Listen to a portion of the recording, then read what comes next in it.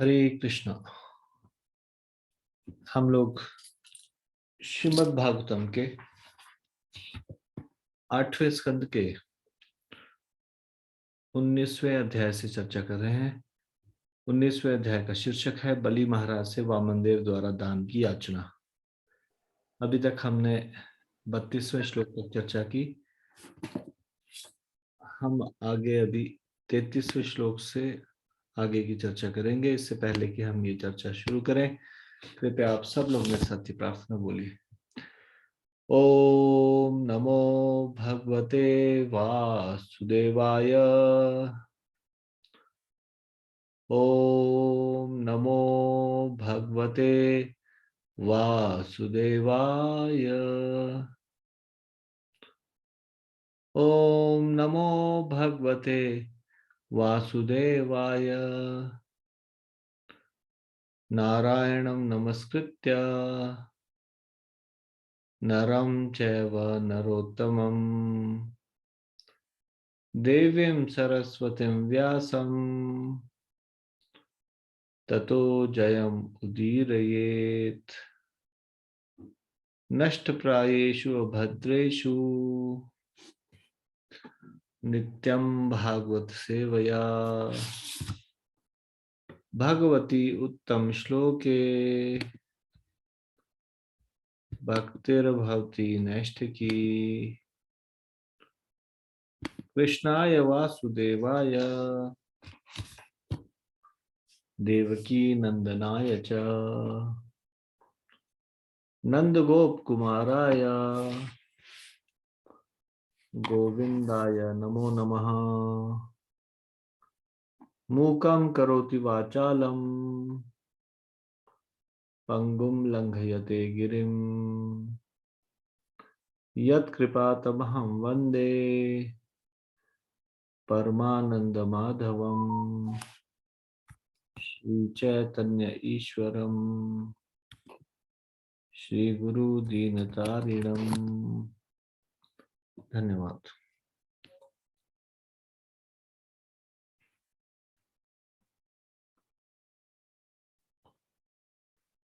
तैतीसवां श्लोक 28 से 43 श्लोक तक शुक्राचार्य बलि महाराज को सलाह देते हैं कि उन्हें 3 पग भूमि दान में नहीं देनी चाहिए। तो ये 33वें श्लोक में बोलते हैं त्रिभि क्रमे इमान लोकान विश्वकाय क्रमिष्यति सर्वस्वं विष्णवे दत्वा मूढ़वर्तिष्य से कथम। तुमने उन्हें दान में 3 पग भूमि देने का वचन दिया है, किंतु जब तुम इसे दे दोगे तो वे तीनों लोकों में अधिकार जमा लेंगे। तुम निपट मूर्ख हो, तुम नहीं जानते कि तुमने कितनी बड़ी भूल की है। भगवान विष्णु को सर्वस्व दान देने पर तुम्हारे पास आजीविका का कोई साधन नहीं रहेगा, तब तुम कैसे जियोगे। तात्पर्य, बलि महाराज तर्क कर सकते थे कि मैंने तो केवल 3 पग भूमि देने का वचन दिया था है, किंतु प्रकांड विद्वान ब्राह्मण होने के नाते शुक्राचार्य तुरंत समझ गए कि यह हरि की चाल है, जो वहां झूठे ही ब्रह्मचारी के रूप में प्रकट हुए हैं। मूढ़वर्तिष्य से कथम शब्द बताते हैं कि शुक्राचार्य पुरोहित वर्ग के ब्राह्मण थे। ऐसे पुरोहित अपने शिष्यों से दक्षिणा प्राप्त करने में रुचि रखते हैं। अतः जब शुक्राचार्य ने देखा कि बलि महाराज ने अपना सारा आधिपत्य खतरे में डाल दिया है, तो वे समझ गए कि इससे न केवल राजा पर अपितु स्वयं शुक्राचार्य के परिवार पर वज्रपात हो जाएगा, क्योंकि उनका परिवार महाराज बलि की ही कृपा पर निर्भर था। एक वैष्णव तथा एक स्मार्त ब्राह्मण में यही अंतर होता है। स्मार्त ब्राह्मण सदैव भौतिक लाभ की बात सोचता है, जबकि वैष्णव सदैव भगवान को प्रसन्न करने में रुचि लेता है।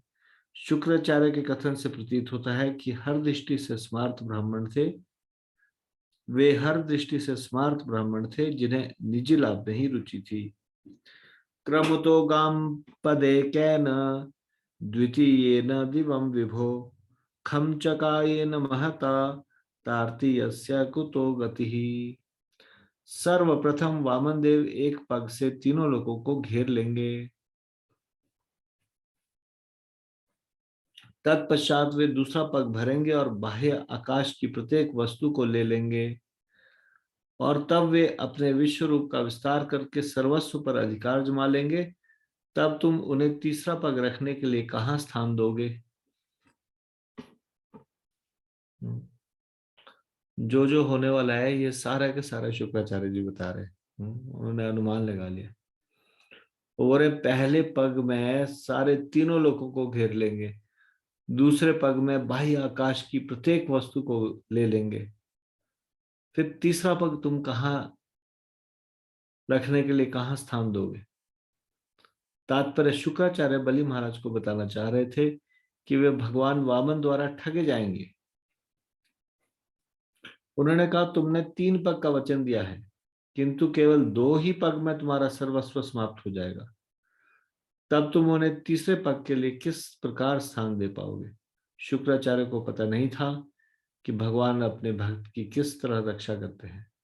भक्त को चाहिए कि भगवान की सेवा में वह अपने अधिकार की सारी वस्तुएं खतरे में डाल दे, किंतु उसकी सदैव रक्षा होती हुए है और वह कभी भी परास्त नहीं होता। शुक्राचार्य ने भौतिक दृष्टि से अनुमान लगाकर सोचा कि बलि महाराज किसी भी तरह ब्रह्मचारी भगवान वामन देव को दिया गया अपना वचन पूरा नहीं कर सकेंगे। निष्ठां ते नरके मन्ये यप्रदातु प्रतिश्रुतम् प्रतिश्रुतस्य योनिशः प्रतिपादितुं भवान। तुम निश्चित रूप से अपना वचन पूरा करने में असमर्थ होंगे, और मैं सोचता हूं कि अपनी इस असमर्थता के कारण तुम्हें नरक में शाश्वत निवास करना पड़ेगा।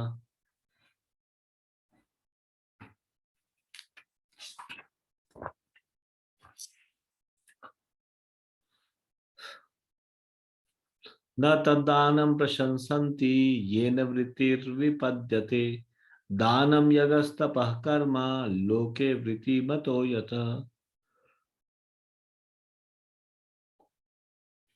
विद्वान व्यक्ति उस दान की सराहना नहीं करते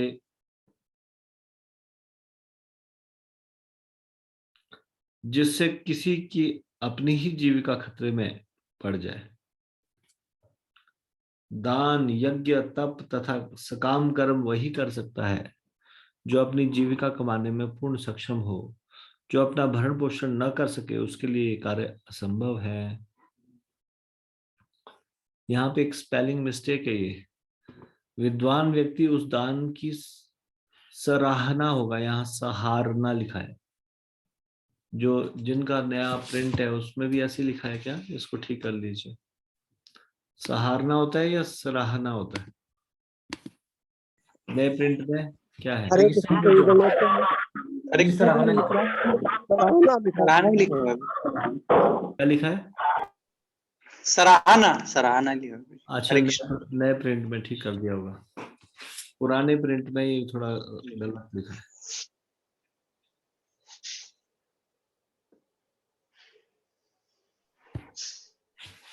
धर्माय यशसे अर्थाय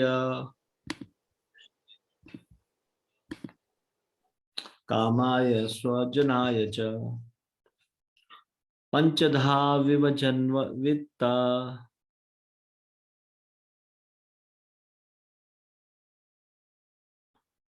पंचधा विभजन वित्तम इहामुत्र च मोदते।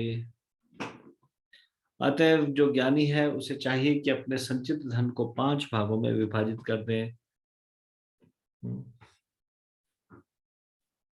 धर्म के लिए, यश के लिए, ऐश्वर्य के लिए, इंद्र तृप्ति के लिए और कुटुंबी जनों के भरण पोषण के लिए।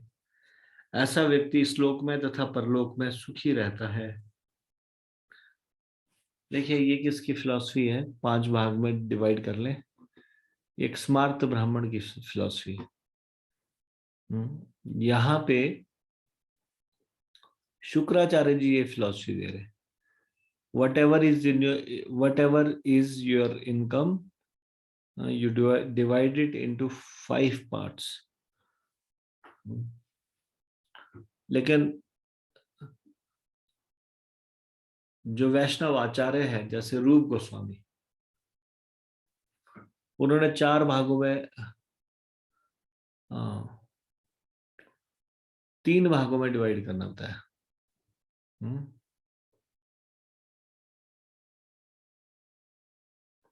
किसी को मालूम है रूप गोस्वामी ने कैसे बताया जो हमारी जीविका है उसको किस प्रकार से डिवाइड करना चाहिए? रूप गोस्वामी ने कुछ और बताया। प्लीज रेज योर हैंड, अपना हाथ खड़ा कीजिए। अपनी जीविका को कैसे डिवाइड करना चाहिए? यहाँ तो शुक्राचार्य जी जो स्मार्त ब्राह्मण है वो बता रहे हैं धर्म के लिए, यश के लिए, ऐश्वर्य के लिए, इंद्र तृप्ति के लिए और कुटुंब जनों के भरण पोषण के लिए। धर्म, यश, ऐश्वर्य, इंद्र तृप्ति और कुटुंब जन। लेकिन रूप गोस्वामी बताते हैं कि नहीं, 5 में डिवाइड नहीं, 3 भागों में ही डिवाइड करने की आवश्यकता है। सिर्फ इतने लोगों को मालूम है, बाकी लोगों ने नहीं सुना। शक्तिमती माता जी बताइए।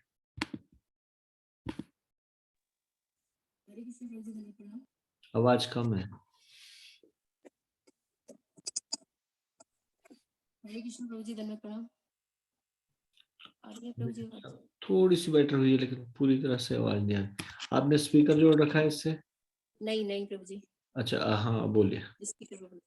प्रभु जी उन्होंने बताया 50% तो दान करना चाहिए और 25% अपने परिवार का पालन पोषण में और 25% बचत करनी चाहिए मुसीबत के समय पर।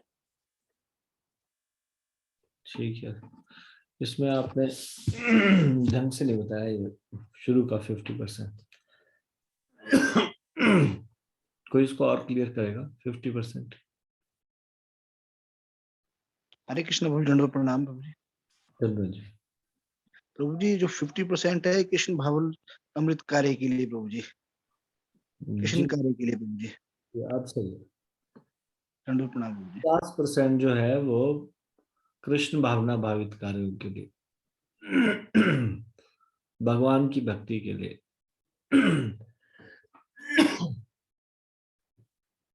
25% से अपना घर चलाना चाहिए और 25% आपातकालीन स्थिति के लिए। ये वैष्णव आचार्य के द्वारा बताया गया और ये स्मार्त ब्राह्मण के द्वारा यानी कि शुक्राचार्य के द्वारा यहाँ पे बताया जा रहा है।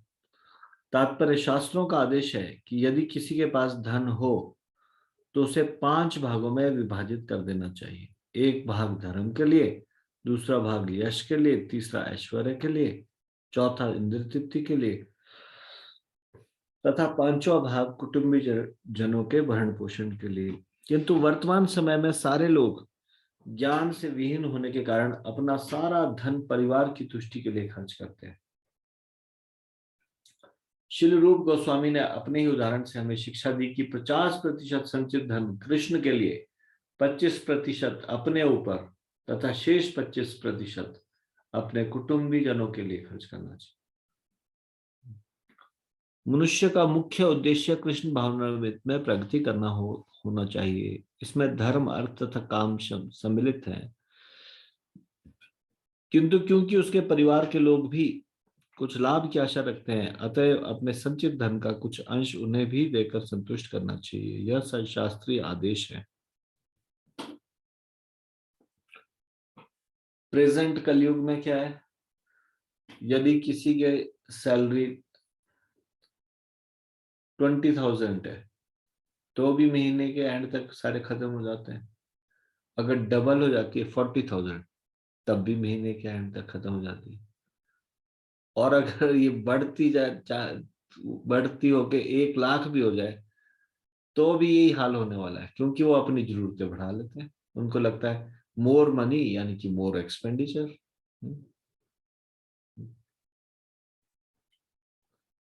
सारा धन परिवार की तुष्टि में, अपने और अपने स्वजनों की तुष्टि में खर्च करते हैं। अत्रापि बहवः चैर्गीतम् शृणु मे सुरसतम सत्यमोमिति प्रत्योक्तम यन्नेत्याहानृतम हितत्। कोई यह तर्क कर सकता है कि चूंकि तुमने पहले ही वचन दे दिया है, अतः अब कैसे मना कर सकते हो। हे असुर श्रेष्ठ, तुम मुझसे बहुव्रच श्रुति का साक्ष्य ले सकते हो, जो यह कहती है कि वह वचन सत्य है जिसके आरंभ में ओम हो, वह असत्य है जो ओम से आरंभ न हो। अब देखो वो शास्त्रों को कैसे मैन्युपुलेट किया जाए, ये शुक्राचार्य जी से सीखा जाए। शुक्राचार्य जी कितने दक्ष हैं मैन्युपुलेट करने में। वो बोल रहे हैं कुछ नहीं, बस ओम लगा लो अगर शुरुआत में, किसी भी वचन के शुरुआत में, तो सत्य माना जाएगा। ऐसा श्रुति में लिखा है, वो कह रहे हैं। और जिसमें ओम ना लगा हो, जिसके प्रारंभ में, वो असत्य है।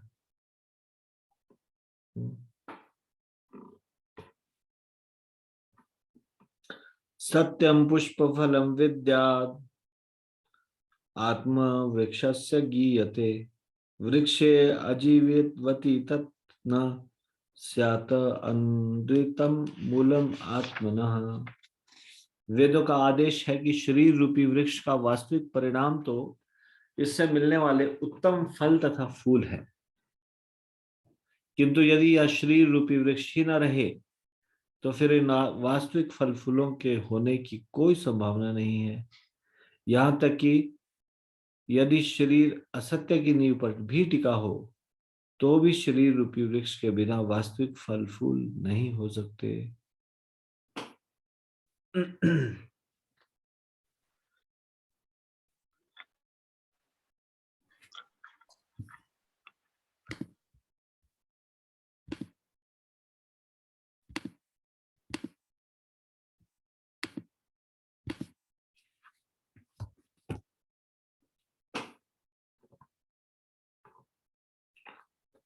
यहाँ पे वो शरीर रूपी वृक्ष का रहना जरूरी है बता रहे कि कोई भी शरीर रूपी वृक्ष का जो वास्तविक परिणाम है वो क्या है, उत्तम फल और फूल। तो जब फल फूल रहेंगे ही नहीं अगर शरीर नहीं रहेगा, और बोल रहे हैं यहां तक कि अगर शरीर असत्य की नींव पर भी टिका हो तो भी शरीर रूपी वृक्ष के बिना वास्तविक फल फूल नहीं हो सकेंगे। तात्पर्य यह श्लोक बताता है कि इस शरीर में रंच मात्र असत्य के बिना असली सत्य भी कहीं नहीं विद्यमान रह सकता। मायावादियों का कथन है ब्रह्म सत्यम जगत मिथ्या, आत्मा सत्य है और माया असत्य है। किंतु वैष्णव दार्शनिक मायावादी दर्शन को स्वीकार नहीं करते। यदि तर्क के लिए इस भौतिक जगत को मिथ्या मान भी लिया जाए तो माया में फंसा जीव शरीर की सहायता के बिना इससे बाहर निकल भी नहीं सकता। शरीर की सहायता के बिना कोई न तो धर्म का पालन कर सकता है, न कोई दार्शनिक पूर्णता का चिंतन कर सकता है। अतः फूल तथा फल, पुष्प फलम को शरीर के परिणाम के रूप में प्राप्त करना होता है।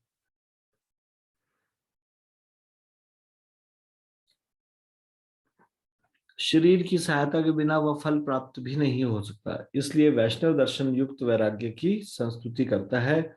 ऐसा नहीं है कि सारा ध्यान शरीर पर ही दिया जाए, किंतु उसके साथ साथ शरीर के भरण पोषण की उपेक्षा भी न की जाए। जब तक शरीर रहता है मनुष्य वैदिक आदेशों का पूरा अध्ययन करके जीवन के अंत समय सिद्धि प्राप्त कर सकता है। इसकी व्याख्या भगवत गीता के 8वें अध्याय के 6वें श्लोक में हुई है। यं वापि स्मरन् भावं त्यजन्ते कलेवरम।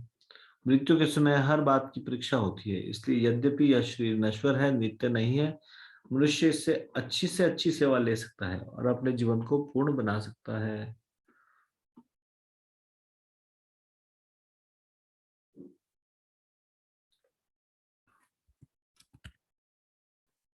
तद्यथा वृक्ष उन्मूलः शुष्यत्युद्वर्तते चिरात्, एवं नष्टान्वितः सद्य आत्मा शुष्येन संशय। जड़ समेत उखाड़ने पर वृक्ष तुरंत गिर जाता है और सूखने लगता है। इसी प्रकार यदि कोई शरीर की परवाह नहीं करता, जो असत्य माना जाता है, अर्थात यदि इस असत्य का उन्मूलन कर दिया जाए तो यह शरीर निश्चय ही सूख जाता है। तात्पर्य, इस प्रसंग में श्रील रूप गोस्वामी कहते हैं, प्रापंचिकतया बुद्धया हरि संबंधी वस्तुनः मुमुक्षुभि परित्यागो वैराग्यम फल्गु कथ्यते। जो व्यक्ति वस्तुओं का कृष्ण से संबंध जाने बिना उन्हें बहिष्कृत कर देता है, उसका वैराग्य अधूरा होता है।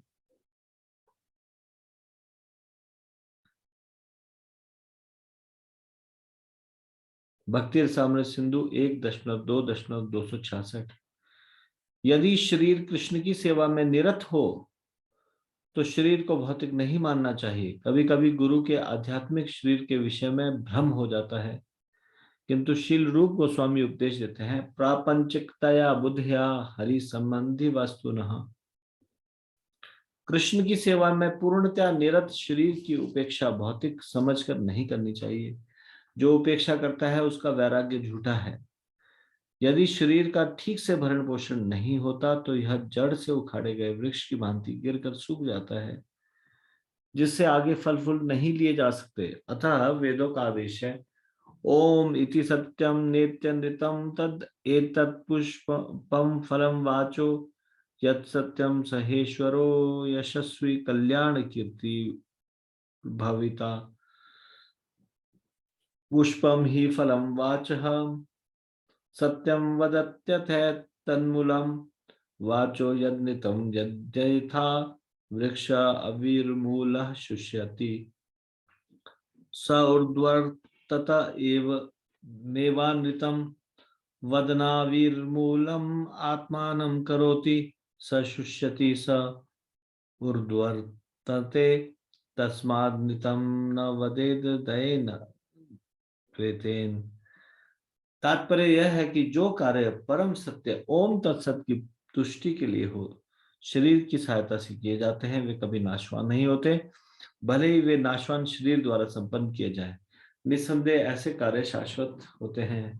अतएव शरीर की ठीक से देखभाल करनी चाहिए। क्योंकि यह शरीर शाश्वत नहीं है, नाशवान है, तो भी कोई इसे शेर द्वारा खाया जाने नहीं दे सकता, न किसी शत्रु के द्वारा वध होने दिया जा सकता। शरीर की रक्षा के लिए सारी सावधानियां बरतनी चाहिए।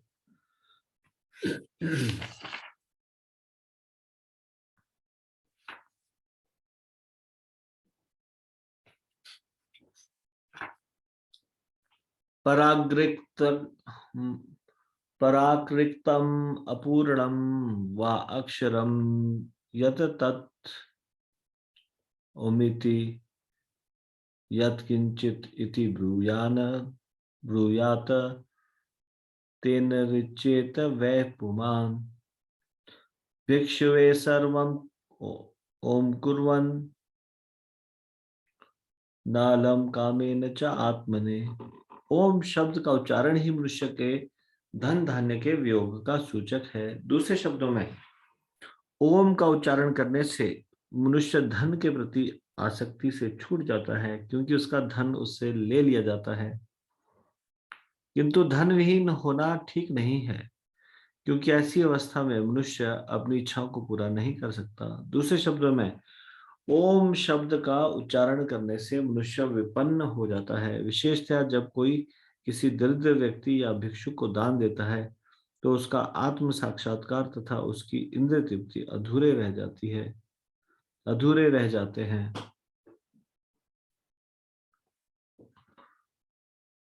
तात्पर्य बलि महाराज भिक्षुक रूप में आए, वामन देव को सर्वस्व दान कर देना नहीं, बलि महाराज भिक्षुक रूप में आए वामन देव को सर्वस्व दान कर देना चाहते थे, किंतु बलि महाराज के कुलगुरु शुक्राचार्य उनके इस वचन को नहीं समझ पाए। शुक्राचार्य ने वैदिक साक्ष्य प्रस्तुत किया कि दरिद्र व्यक्ति को सर्वस्व दान नहीं देना चाहिए, वरन जब कोई दरिद्र दान मांगने आए तो उससे इस प्रकार झूठ बोले, मेरे पास जितना था आपको दे दिया, अब मेरे पास और कुछ भी नहीं है। मनुष्य को चाहिए कि अपना सर्वस्व दान में न दे। वास्तव में ओम शब्द ओम तत्सत अर्थात परम सत्य के लिए है। ओंकार धन के प्रति आसक्ति से छुटकारे के लिए है, क्योंकि धन का उपयोग परमेश्वर के हेतु करना चाहिए। आधुनिक सभ्यता में गरीबों को दान देने की प्रवृत्ति है, ऐसे दान का कोई आध्यात्मिक महत्व नहीं होता,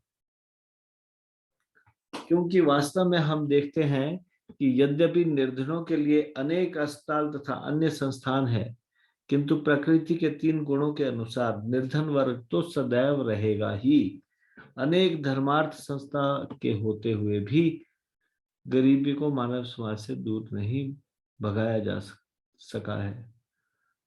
अतएव यहाँ पर संस्तुति की गई है, भिक्षवे सर्वम ओम कुर्वन्नालम कामेन चात्मने। मनुष्य को चाहिए कि निर्धन भिक्षुओं को अपना सारा धन न बांटे। इसका सर्वोत्तम हल है कृष्ण भावनामृत आंदोलन। यह आंदोलन निर्धनों के प्रति सदैव दयालु रहता है, केवल इसलिए नहीं कि यह उन्हें भोजन देता है, अपितु उन्हें कृष्ण भावनामृत होने की विधि सिखाकर जागृत भी करता है।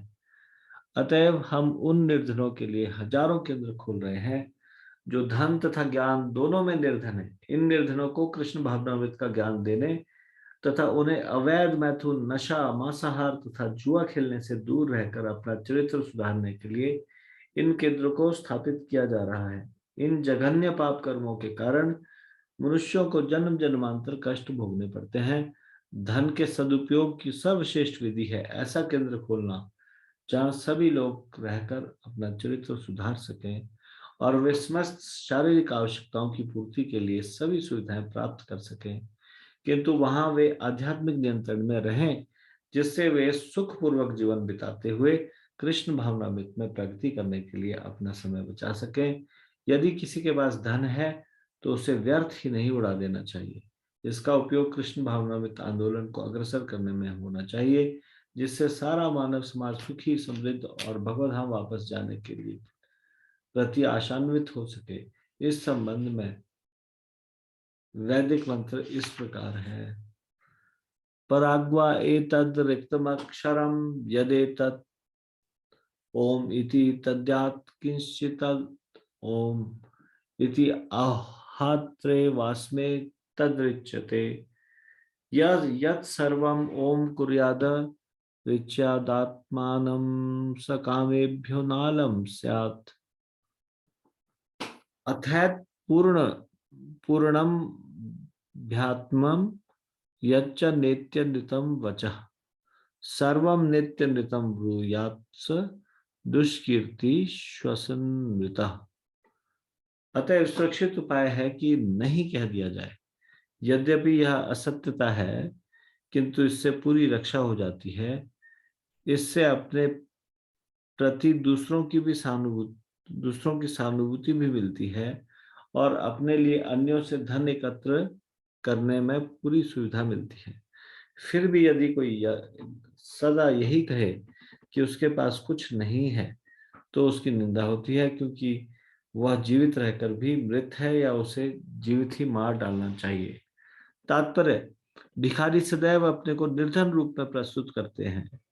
यह उनके लिए अच्छा हो सकता है, क्योंकि इस तरह से उनका धन नष्ट न होने का आश्वासन मिल जाता है और धन एकत्र करने की दिशा में अन्यों का ध्यान आकर्षण तथा सहानुभूति मिलती है, किंतु इसकी भी भर्त्सना की जाती है। यदि कोई जानबूझकर भिक्षावृत्ति को पेशा बना लेता है तो वह जीवित ही मृत माना जाता है, या अन्य दृष्टिकोण से ऐसे झूठे व्यक्ति को जीवित ही मार देना चाहिए। इस संबंध में वैदिक आदेश इस प्रकार से है। अथैतत् पूर्णम् अध्यात्म यन्नेति यत् सर्वं नेति ब्रूयात् पापिकास्य कीर्तिर्जायते सैनम तत्रैव हन्यात्। यदि कोई निरंतर निर्धन होने का स्वांग भरे और भीख द्वारा धन संचित करे तो उसका वध कर देना चाहिए। सैनम तत्रैव हन्यात्।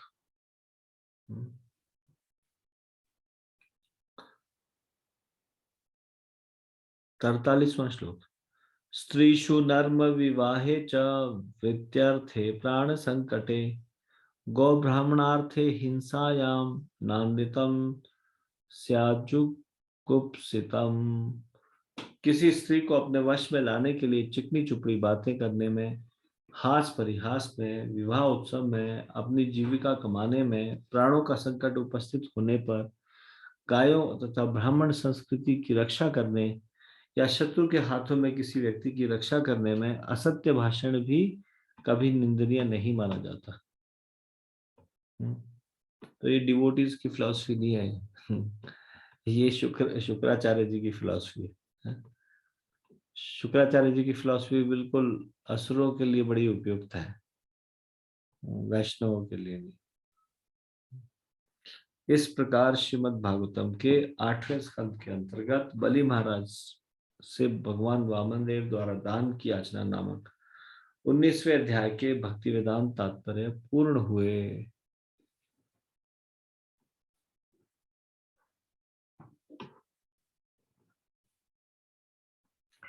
तो यहाँ पर ये अध्याय समाप्त होता है। 8वें अध्याय का 8वें स्कंद का 19वां अध्याय।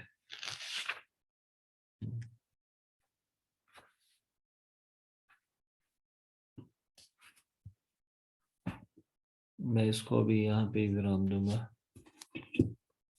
श्रीमद् भागवतम की जय, शिल प्रभुपाद की जय, निताई गौर प्रेमानंदे।